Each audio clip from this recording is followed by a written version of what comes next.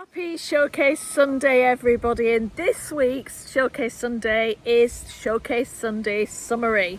And I wanted to highlight the amazing people who came on the Showcase Sunday interviews and actually shared amazing top tips. And the first one we have is Nic Redman.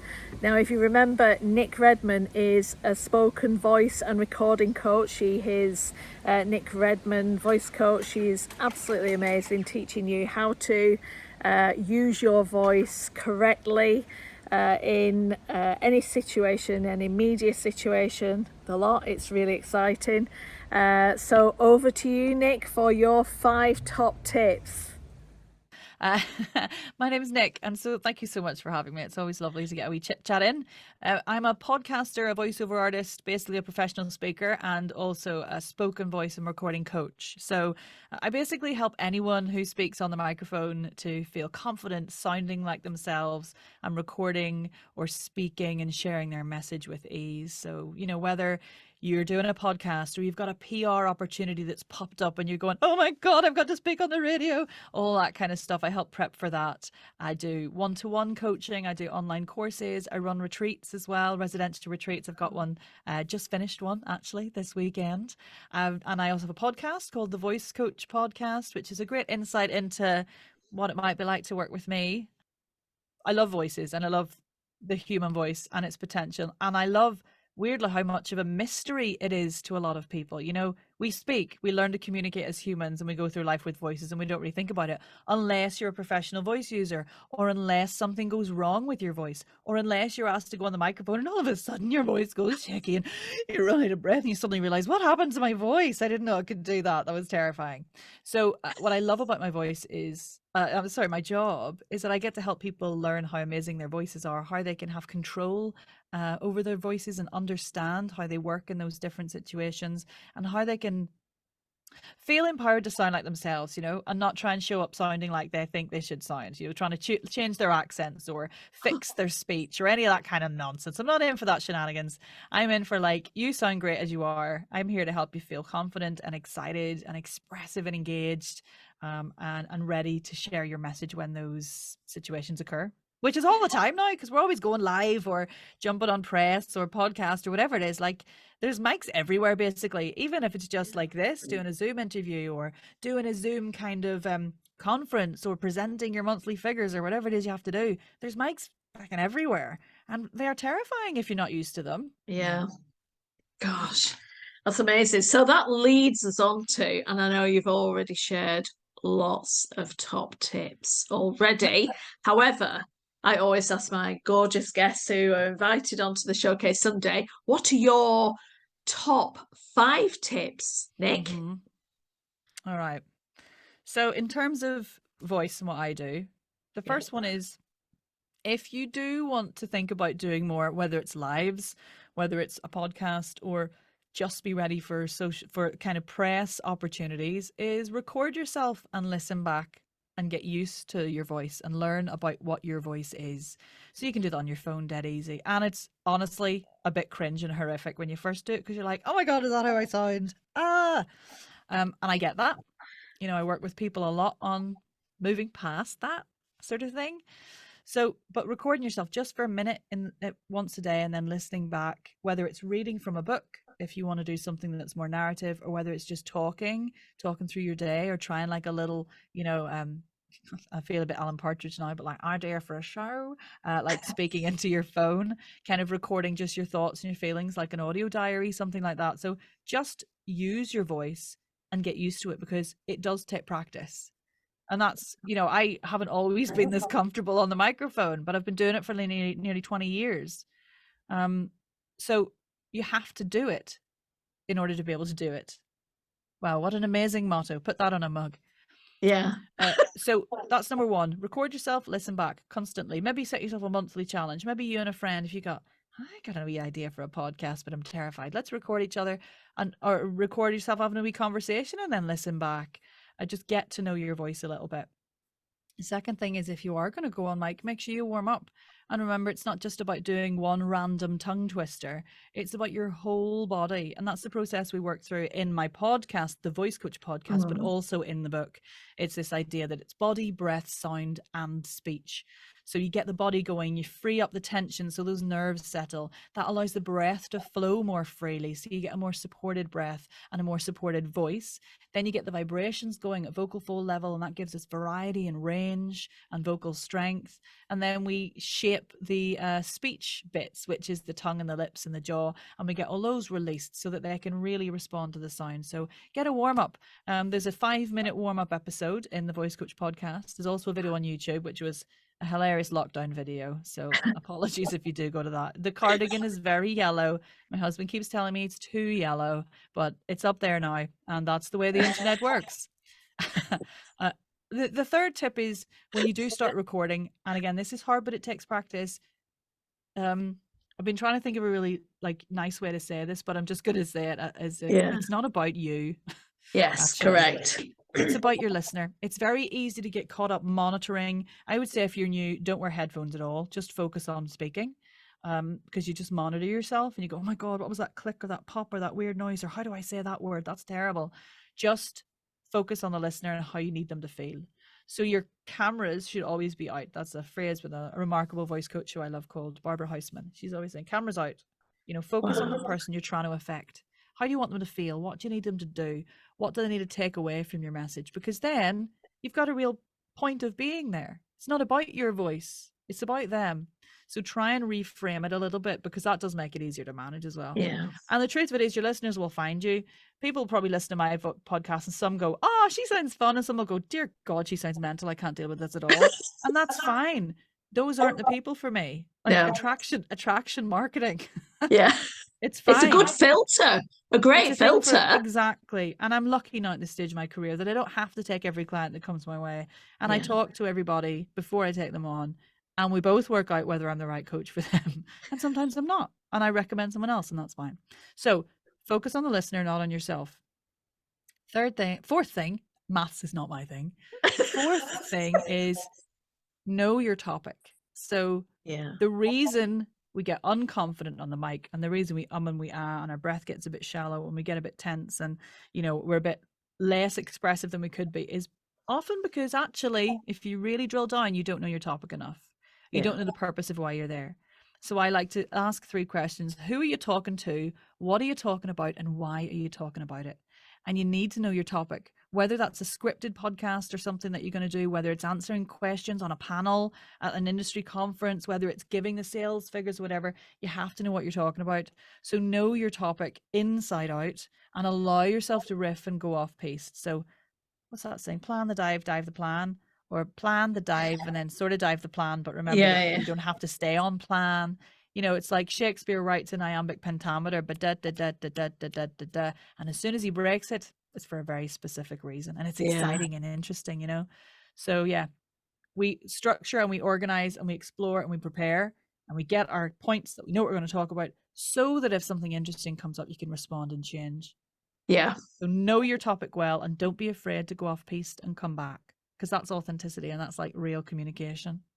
As you can probably tell from the chaos of where my brain goes when I speak. Nick, because I used to really worry about that, about going off topic, because I could go off topic all the time. I have to try and keep focus, and it is interesting, isn't it? Because trying to bring back, because especially if you lose your train of thought, how do you get that back? How do you go back to that focus again? I think what people do in those environments is hold their breath and they go into fight or flight. Yeah.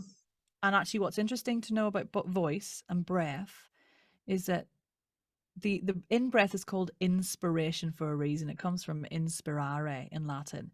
Wow. And we get inspired on the in-breath. We have the thoughts on the in-breath.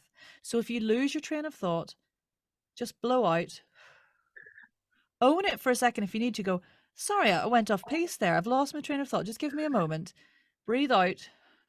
Release your belly. Let a breath back in. And you'll probably find your thought when you let the breath in. Because when we're holding our breath, nothing happens. Yeah. Apart from, is the saber-toothed tiger going to eat me? Yeah. So like if you lose track, I am all for owning the fumbles because it's human and normal, and it makes people in the audience go, oh, she's normal, like it's fine. Yeah, thank God. And then just breathe out, then breathe in again and find your topic. And you've got a book, haven't you? You've wrote a book. And I it's do, out yes. now, isn't Very it? exciting. It's out now. It's called On the Mic, Voice Training for Voiceover Artists, Podcasters, Speakers, and Presenters. So anybody who talks for a living who might find themselves in front of a mic, either deliberately or accidentally for a press opportunity, or doing a meeting on Zoom to their business, or presenting to colleagues, or whatever it is. It's just about finding comfort in your own voice and feeling at home on the microphone. It's full of lots of tips. It's written in accessible, dyslexic friendly font. It's got some beautiful images representing all kinds of humans. I'm really proud of it. Oh, and there's a QR code at the back. So if you scan the QR code, it takes you to sorry, but a lot of videos of my face demonstrating the exercises. I love that. Thank you so much. It's available. And Nic, you've wrote a book, haven't you? I have. I put loads of words in sentences, and now it's in a book, which you can buy at onthemicbook.com. It's a book for voiceover artists, podcasters, speakers, presenters, anyone who finds himself on a mic, basically kind of accidentally or on purpose, whether it's doing a podcast, whether it's doing a press interview, or talking on Zoom to your colleagues, or presenting in a work environment. Loads of tips and tricks in there on vocal awareness, a lot of it, and then taking you through the voice training process and creating your own warm-ups. There's troubleshooting at the back there, like what do I do if I lose my voice? How do I have a more expressive voice? All that kind of stuff. And there's also a QR code at the back, which, sorry, but when you scan it, it takes you to lots of my face doing demos of the exercises, because how the hell do you describe a voice exercise, really? So I did a load of videos and they're all in here. So if you go to onthemicbook.com, you can buy it now. Brilliant. Thank you. And it's also dyslexic friendly. Yeah, it's written in dyslexic friendly font, which for non-dyslexics might be like, why is she written this like a 4-year-old? The font is like something from a comic book, but it's brilliant. My mum picked it up and she's not dyslexic, but she went, gosh, it's very easy to read. And I went, good, that's the point. So it's just important to me. Like I've come across a lot of late in life diagnosed dyslexics, and whether you're out as a dyslexic or not, or have no idea, or you just struggle with reading but you didn't realize, or whatever, I just want everyone to feel like they can get into it and enjoy it. Fantastic. And lots of top tips and lots of help and support for people to be able to speak and share their message. How amazing is that? Wow, thanks, Nic. That was amazing. And the next Showcase Sunday summary interview, we had Euan Davidson from the AA. Now, Euan gave outstanding top tips, which really helped the hospitality industry to focus on what they were doing. So let us go over to Euan Davidson from the AA. He is an inspector from the AA, and he actually helps and supports as well as inspects lots of businesses in the hospitality industry. So over to you, Euan. Good morning, Alison. Nice to be here. Well, like you say, very kind introduction. My name is Euan Davidson. I work for the AA Hotel Guide, or Restaurant Guide, as you might know it. We are AA Media Limited. I've been doing this for about 10 years now. I look after the north half of the UK. So I've been inspecting hotels and restaurants and B&Bs and campsites and you name it, for about 10 years now. As an organisation, AA Hotel Services have been recognising accommodation for about 115 years now, since about 1908, running star rating schemes to recognise excellence, reward establishments for the quality and range of services and facilities they provide. And our customers join us to be recognised for that quality, to be proud of an award and an accreditation, for the quality of the product that they deliver for their customers. It's a really broad one. The first one is have honesty and integrity in everything you do. Be yourself. You know, what other cliches can I throw in? You know, have the confidence of your convictions. You know, and that goes at all levels. I think if you believe in what you do and have honesty and integrity, you can really drive an amazing product. It's when people try to be something they're not that they trip themselves up. And I've got loads of funny examples of, they're usually kids who are trying to be posh in a hotel and don't really understand that all customers want is to know you. Yeah. I want to know you. I had a really good one this week where there was a really young guy in a restaurant, and he it was using words that he would never have used in his own life, perusing menus and struggling, plumbing voice, and just looking a bit ridiculous because it wasn't, and the customers, well, me in particular, but the other customers he was talking to just want to know about him. You know, he's a local lad, he's got local knowledge. You know, share that knowledge. You know, tell me who you are. So have honesty and integrity in everything you do. yeah. I think the most important thing that links, the second tip is, and it links with our, you know, because we offer accreditations and ratings and awards and things, people often try to use that as the target. That's the last thing you should do. It's business first. And that's the second one, business first. The accolades will follow. Listen to your customers, give them what they want, be the best you can be, and then the accolades and the accreditations will naturally follow. What we like to see is, you know, really high quality products, consistent products, and products that are honest and are busy. I've eaten in plenty of restaurants who tell me that they want to achieve a high rosette level, for example, and I'm the only diner in there, and I want to scream at them. I say, look, you won't be here next. You won't be here next week, let alone next year, to have a restaurant at all. You know, so business first. Yeah. I think the next thing I'd say is maybe go out and experience industry. Use the industry. Don't get stuck in your box. I think that starts at home. Eat in your own restaurant. Stay in your own beds. And then it's know your local marketplace beyond that. And then beyond that, if you're in a national marketplace, then obviously you want to see what people are doing nationally and internationally. But go out and experience industry. We call it kind of industry knowledge or industry awareness, but fundamentally know your product and experience it, because that's the only way you're going to get better. I think how many is that? 3, 4 would be maybe invest in people over product. Yeah. A wise man once said to me, that's the one aspect of a business that cannot be copied, only stolen, is your people. Correct. They can buy the same chairs as you, they can make the same food as you, but they cannot copy your people. No. Those are your people. So invest in those. And then the last one, and I'll put this in because it's kind of one mantra I've got in terms of food and rosettes, and that's keep it simple, keep it fresh. Yeah. I could put that on every kitchen wall I would. You know, keep it simple, keep it fresh, and you cannot stray far from a good product, you know, at whatever level you're cooking at. Wow, that's amazing, and really helpful top tips to be able to help you in your business, and remembering that it's all about business first, which is absolutely crucial. There's no point in getting the top standards if you've not got a business to work in, so really important. So thank you, Euan, that was great top tips there. And the next showcase summary came with Alan Hughes from the Federation of Small Businesses, regularly known as the FSB.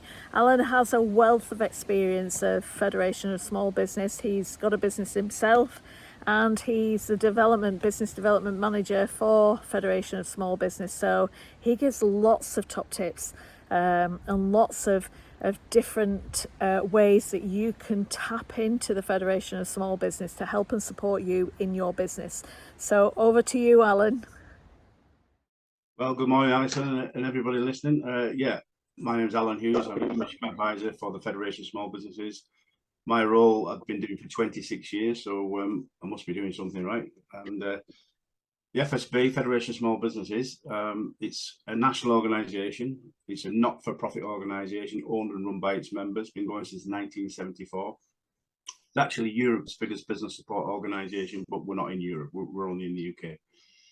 All from a game of golf in 1974 on Lytham St Anne's Golf Course. It's grown to be Europe's biggest business organisation. And yeah, it's literally 160,000 members strong. So we eclipse all the other major organisations. And because we're a not-for-profit organisation, we've been able to put a package of benefits to give our members a lot of support. But before all the benefits of being a member, we are a non-political campaigning voice for businesses. We're a lobby group, we're a pressure group for small businesses. Well, a big one is keep it simple. Make sure all your documentation is, I think, especially when you're starting off in business, get all your policies and procedures in place, which we will help you with every step of the way.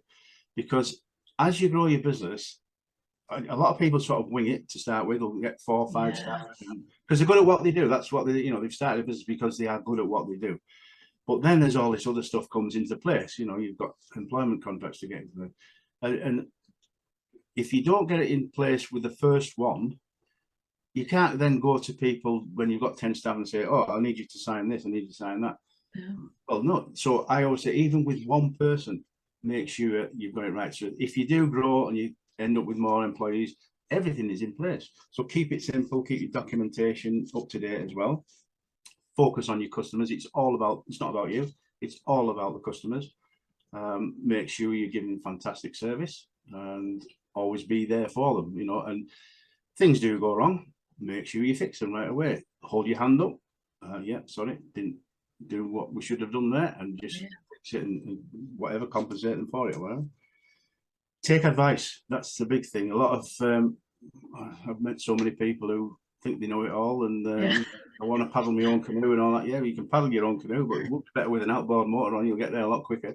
So take advice, even if it's not from the FSB. Take advice from other people who've probably been there and done it, and have good experience on things.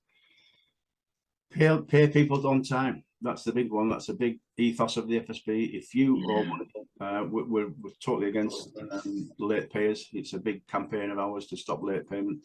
So it starts with those small businesses. Pay people on time. So that's a big thing. So going back to the catch, there is one. There's no catch. It is a big, fat, juicy, ethical bribe, because we need members. Because when we're in front of government, we need to maintain our position as the #1 business support organisation. So it gives us that voice. So we pile it high, we sell it cheap. It gives us the numbers we need. It gives the members the benefits, basically. So yeah, no catch at all. 26 years, I'm still waiting for it. Wow, thank you so much, Alan. It was a great interview with outstanding content, helping and supporting you in your business. So I hope that's helped. That's our first of our Showcase Sundays summaries this year, and we are going to then head over for the next half of our Showcase Sundays, which will be next week. We'll give you another 3 next week. So have a great Sunday.